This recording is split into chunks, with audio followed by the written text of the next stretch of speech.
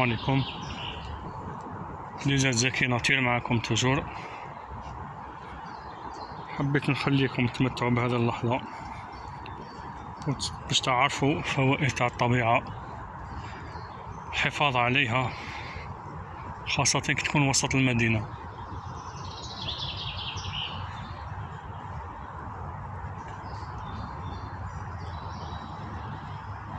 اسمعوا برك الصوت تاع العصافير،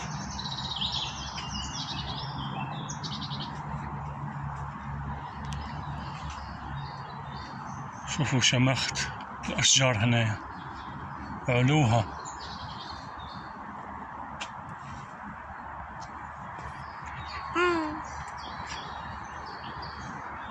عايشة كاينة حاجة لاحظوها لي فقط في الطريق وسط الأشجار، حاجة نشوفوها بزاف في بلادنا وهنا ما نشوفو فيها. دقيقة عايشة، دقيقة بنتي.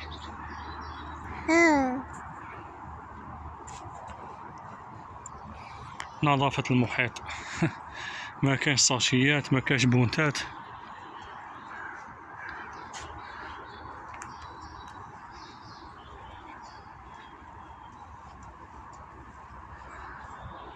كاين غير شجر، الحشيش والتراب والزواوش. سبحان الله.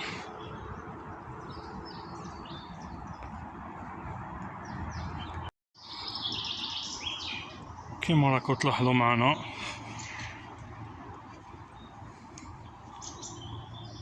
تقدر تقول غابة في وسط مدينة. وانا اللي لاحظته سبحان الله في هذه البلدان الأوروبية كيف يختاروا النوع تاع الأشجار اللي يغرسوها.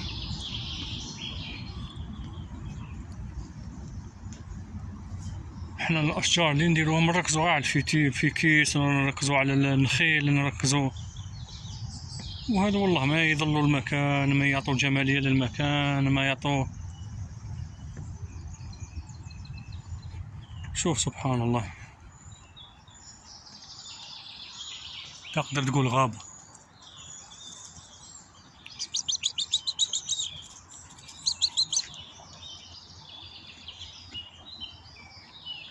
تقدر تقول غابة. ودوك نخليكم مفاجأة في آخر الفيديو. هذا الطريق وين راح تدينا، هذا الطريق اللي رانا رايحين ليها، اللي رانا رايحين فيها عفوا. دوك نشوفوا وين تخرجنا.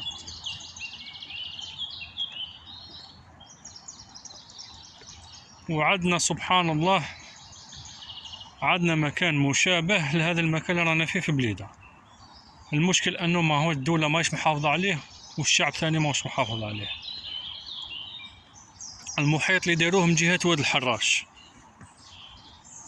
المحيط اللي داروه من جهة واد الحراش سبحان الله نفس المساحة ونفس المكان، فقط حنايا في يعني في جوانب الواد الحراش ما غرسوا حتى شجرة، داروا لنا غير النخيل. هذا مكان وخلوها لنا هكاك.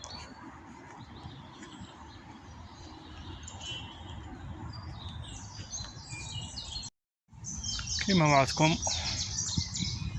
هاي المكان اللي خرجتنا فيه.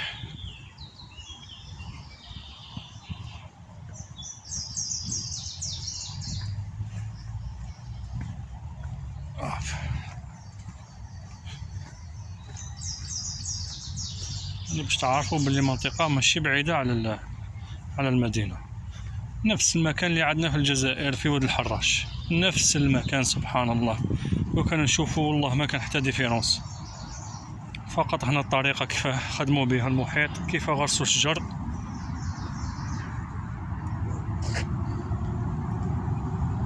وكيف داروا الطرقات.